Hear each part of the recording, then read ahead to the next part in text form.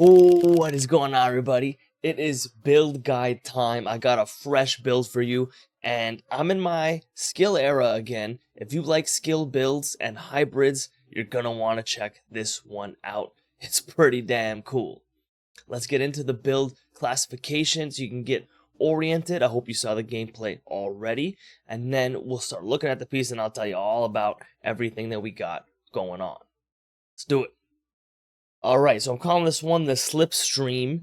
This one is made for legendary content. I wanted something for legendary, that's what I play. But I could see this being used in other content, maybe Countdown or Group Open World. It's pretty darn strong, and it's better suited for longer, more sustained gunfights rather than burst. There's probably more effective builds for that, but this one is legendary certified, that is for sure. It is a skill DPS hybrid and technically has a little bit of support in there as well. We've got a lot going on with this setup. We've got survivability, we've got weapon damage, we've got skill damage, and we've got team damage boosting all rolled into one. It's pretty cool.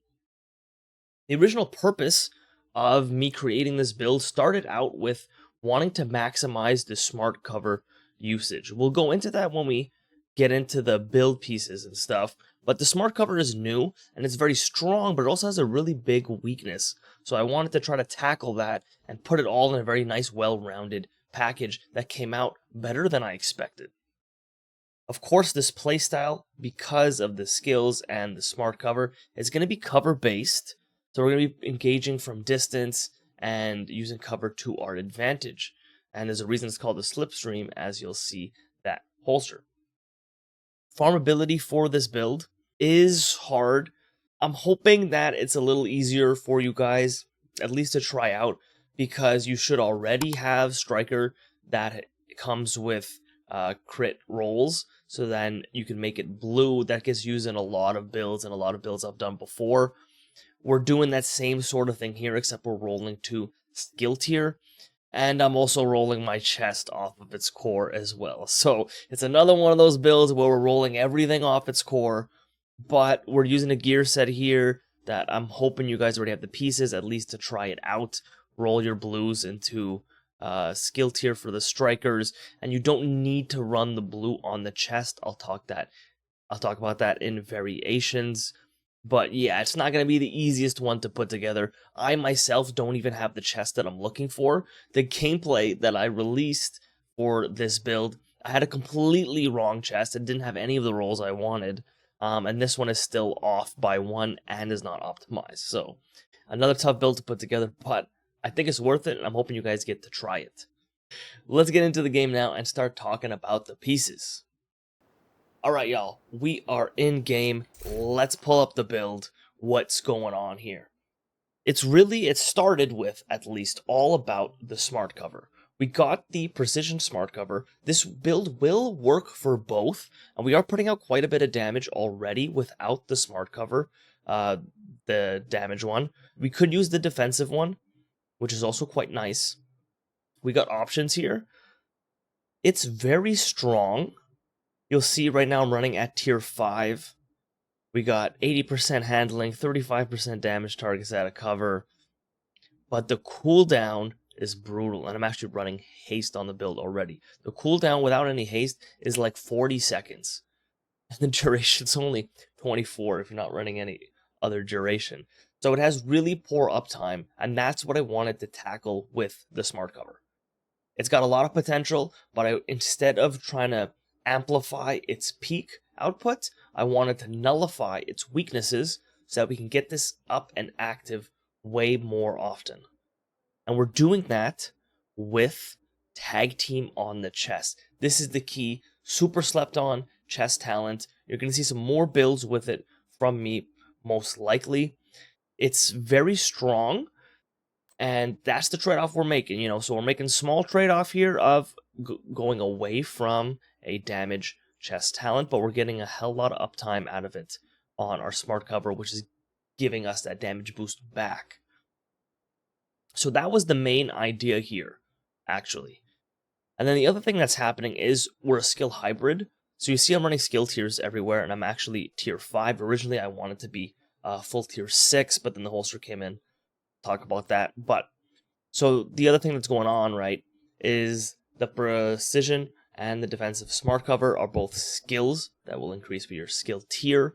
So it pays to run, if we're really leaning into it, which is what we're doing with this build, it pays to run skill tier everywhere. And then, of course, well, you're running a bunch of skill tiers already. Let's talk some more damage. Throw the turret on there with a capacitor. Now, without running any skill damage, that turret with the capacitor at tier 5, and of course I have some expertise on it as well, is going to be putting in the work. It's going to be doing like hundreds of millions of damage by the end of a legendary mission. So it is contributing. It's also going to be drawing aggro. And we're just diversifying our damage sources for us. So that was the core idea that we got going on. It's really about smart cover, turret, capacitor, skill tiers, and tag team. Now, the other core pieces that we have, okay, is the nimble holster. This was the missing piece for me on this build. Originally, I was experimenting with different backpacks, high-end with backpack talents, and then I also tried the cloak as well, which you will see in a build coming up. Don't you worry, I think this is pretty cool. And you'll see I got a nice one here that I can roll to skill tier. So I was playing around with that, but the setup didn't have any armor recovery. And I really don't like that. You can throw a bellstone on, but it just doesn't cut it. The nimble holster, check out the gameplay. I've actually fallen in love with this since I started using it. I thought this was going to be dead on arrival because of the awkward, like, cover-to-cover running and stuff. I'm telling you, if you're running a build where you're going to be in cover and not using a shield, like a skill build, this is the piece to throw on there. It's unfortunate that it comes with, well, I guess for this case, it's unfortunate it comes all red. Typically, you'd want that, I guess, for a damage build. And this is the reason, actually, that we're running tier 5 and not tier 6. Because I really wanted the blue. So the other core piece, right, is nimble holster. And then this isn't a striker's build. I just wanted damage back. So I'm filling in the rest of the pieces with strikers. And then we're throwing skill tiers on everything with crits as secondary. You see I have that headshot damage roll here. Not ideal. I want crits everywhere. And then our cores are going to be skill tier. And then I wanted the blue.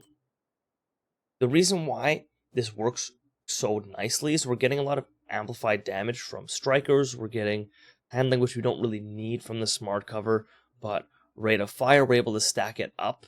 And it's still going to be stronger stacks and only 100 with the backpack. And the thing with the capacitor is that you get, for each skill tier, you get 7.5 weapon damage, which is half a red core, which is 15, right? So we're able to invest into amplifying the power of our smart cover and our turret, and we're getting half back in terms of weapon damage. So it's not like we're losing out all of our red cores. This would be the equivalent of running 2 more reds. And actually more because, like 2.5, because we have the technician as well, of course, for that skill tier. Probably my favorite specialization. So running tier 5, we're getting half of that back because of the capacitor. And that's base. There's no in sync. You have to shoot at the same time. None of that. Capacitor is one of the goated exotics in the game. You need one, and I would highly recommend investing expertise in it as well, because it's going to be used in pretty much every build where you have a skill, where you have skill tiers. So we're getting investment back on our weapon damage. We have crits. This piece rolls all weapon damage and crits. And then I'm choosing my other piece to be Fenris for even more damage. In terms of the mods, alright, the final version I landed on was running skill haste on all of our mod slots. Now, of course, with a skill haste, it is something that rolls on the attributes as well. So this will hopefully make it easier to farm for you guys. I would recommend having some skill haste on the build. It's taking it down from 40 seconds to under 30.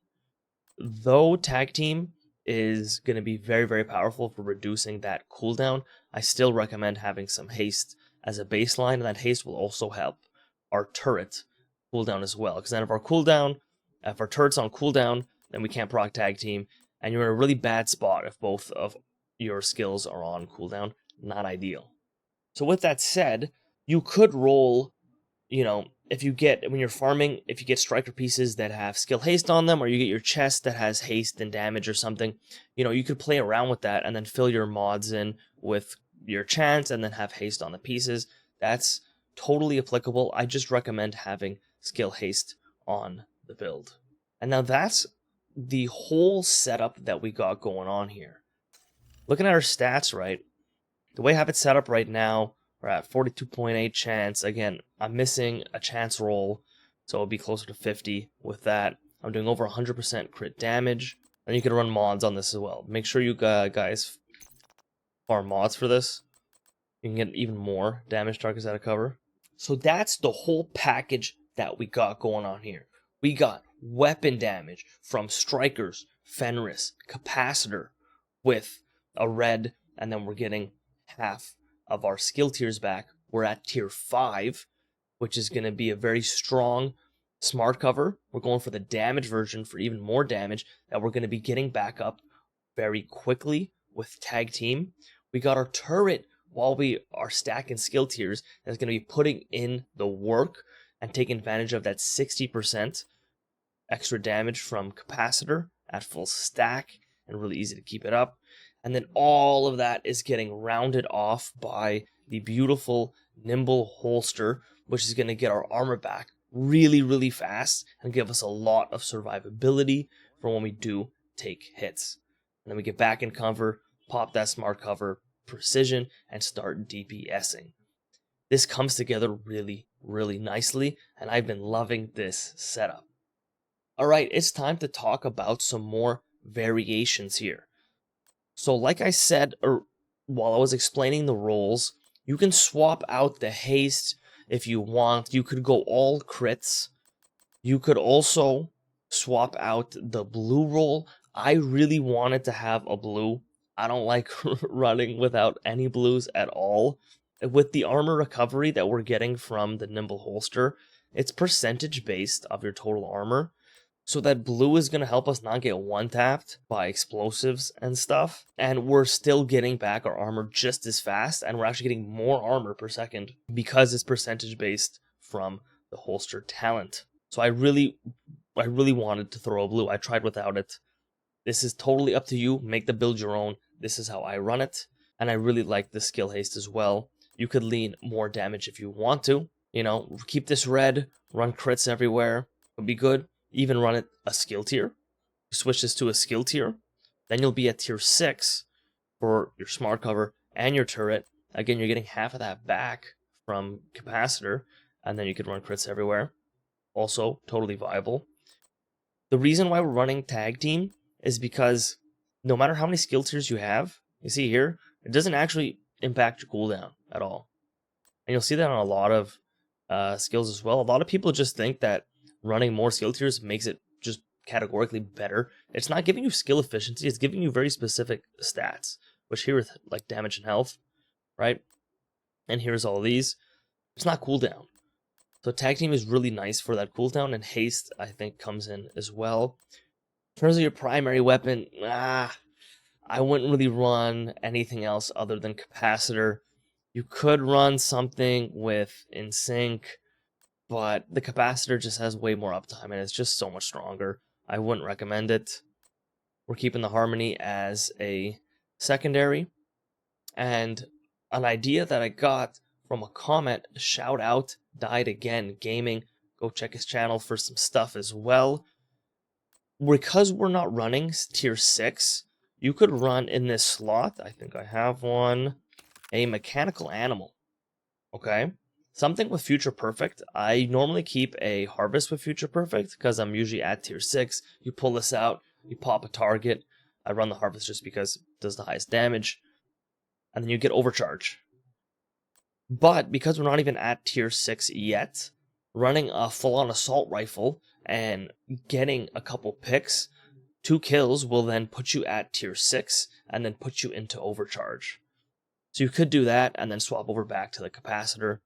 The Nimble holster is just so good for survivability. I wouldn't pass on it. Since I put it on the build, I have not been taking it off, and I've actually been making more builds with the Nimble holster. Stay tuned for that. I got another one cooking up for you. That's going to be really, really fun. Strikers could be swapped out. I tried it. You could do it. It doesn't need to be a Strikers build. The rest of the build is what making it the Slipstream. That's what is making it the build. We're filling in the rest of the slots with Strikers for damage. It's just the best for damage. I don't know what to tell you. That's just how it is, and that's what we're using. You could run high end and maybe get a little more utility. You could run the cloak here. You could run, Visionario for the extra range on the max. You could get some extra utility, but you're going to be sacrificing damage. That's just how it is. Alright, y'all. That's the whole setup. This is everything we got going on here. It is super fun. It is very different than I'm guessing any of the builds that you guys have tried before. It's a very different play style for me, especially compared to something like the Brooklyn Beast where you're just running and gunning and being an absolute monster. It's a lot more technical. There's a lot going on, but it is very rewarding. And you'll be helping out your team. You're diversifying your damage sources.